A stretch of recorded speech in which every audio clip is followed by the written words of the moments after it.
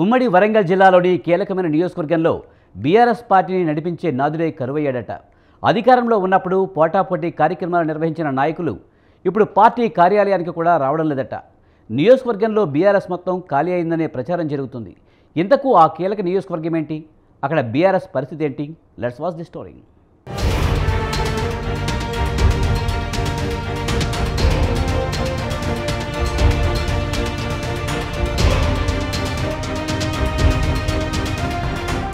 ఉమ్మడి వరంగల్ జిల్లాలోని ఓ నియోజకవర్గంలో బీఆర్ఎస్ పని ముగిసిందా? ప్రస్తుతం పార్టీని నడిపించే పెద్ద దిక్కు లేకుండా పోయిందా అంటే అవుననే సమాధానమే వస్తుంది. బీఆర్ఎస్ పార్టీ అధికారంలో ఉన్నప్పుడు ఆ నియోజకవర్గం ఎమ్మెల్యే అంతా తానే వ్యవహరించారు. సిట్టింగ్ల కోటాలో తనకే టికెట్ వస్తుందనే ధీమాతో మరింత చెలరేగిపోయి పార్టీ పటిష్టతపై అసలు దృష్టి పెట్టలేదట. తీరా ఓడిపోయిన తర్వాత కనీసం పార్టీ కార్యాలయం వైపు కూడా చూడడం లేదనే ఆరోపణలు వస్తున్నాయి. అదే మహబూబాబాద్ నియోజకవర్గం. గత అసెంబ్లీ ఎన్నికల్లో ఓడిపోయిన నాయకులు ఇప్పుడు పార్టీ గుమ్మం కూడా తొక్కడం లేదట. దీంతో బీఆర్ఎస్ కార్యాలయానికి కూడా తాళాలు వేసేసినట్లు టాక్ వినిపిస్తుంది. నియోజకవర్గంలో పార్టీకి అంత దారుణమైన స్థితి ఉన్నా నాయకులు మాత్రం ఎవరూ బయటకు రావడం లేదట.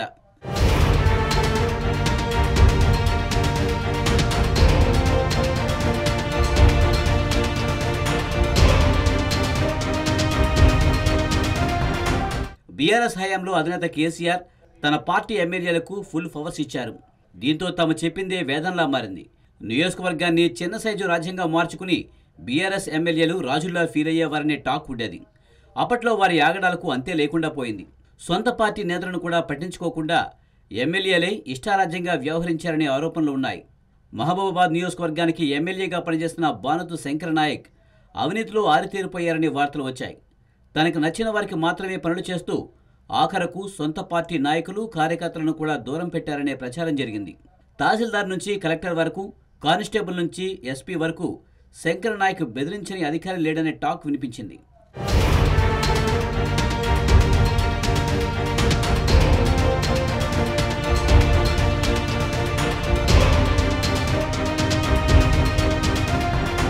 అప్పట్లో తను చెప్పినట్టు చేయకపోతే కేసీఆర్కి చెప్పి ట్రాన్స్ఫర్ చేయిస్తానని, ఎక్కడా పోస్టింగ్ కూడా దక్కదంటూ జిల్లా కలెక్టర్ ప్రీతి మీనాతో దురుసుగా ప్రవర్తించారనే ఆరోపణలు శంకర్ నాయక్ పైన వచ్చాయి.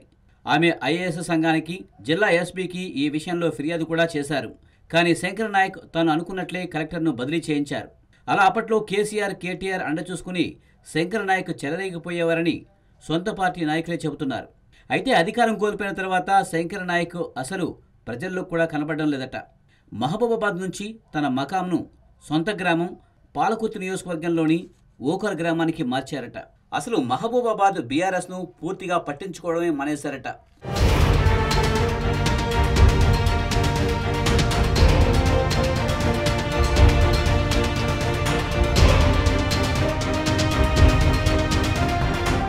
ఇటీవల బీఆర్ఎస్ అధిష్టానం పలు నిరసన, ఆందోళన కార్యక్రమాలకు పిలుపునిచ్చింది. నియోజకవర్గాల వారీగా ఆందోళనలు చేపట్టాలని జిల్లా నాయకులకు ఆదేశాలిచ్చింది. అప్పుడు కూడా శంకర్ నాయక్ అసలు మహబూబాబాద్ వైపు తొంగి చూడలేదట.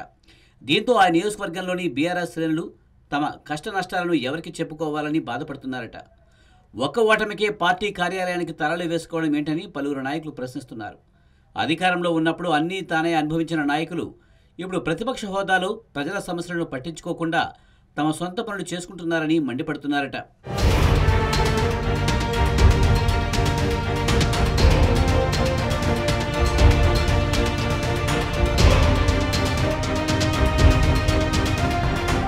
మహబూబాబాద్ జిల్లా పార్టీ అధ్యక్షురాలు, మాజీ ఎంపీ మాలతి కవిత కూడా స్థానికంగా ఉండడం లేదనే విమర్శలు వస్తున్నాయి.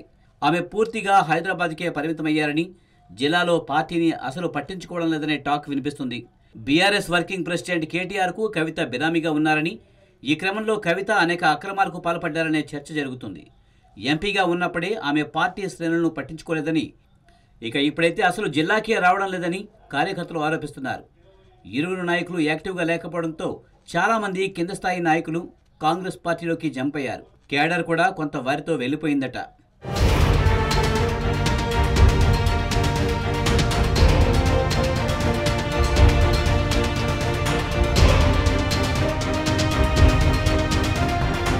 ఇక స్థానిక సంస్థల ఎన్నికలు సమీపిస్తున్నా కూడా పార్టీని ఇంకా సమాయత్తం చేయలేదని, కీలకమైన నాయకులు నియోజకవర్గానికి దూరంగా ఉంటుండడంతో పార్టీ కేడర్లో ఆందోళన నెలకొందట.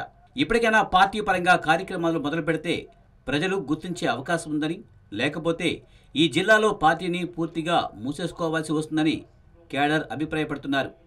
మరి ఈ విషయంలో అధిష్టానం ఎలా స్పందిస్తుందో వేచి చూడాలి.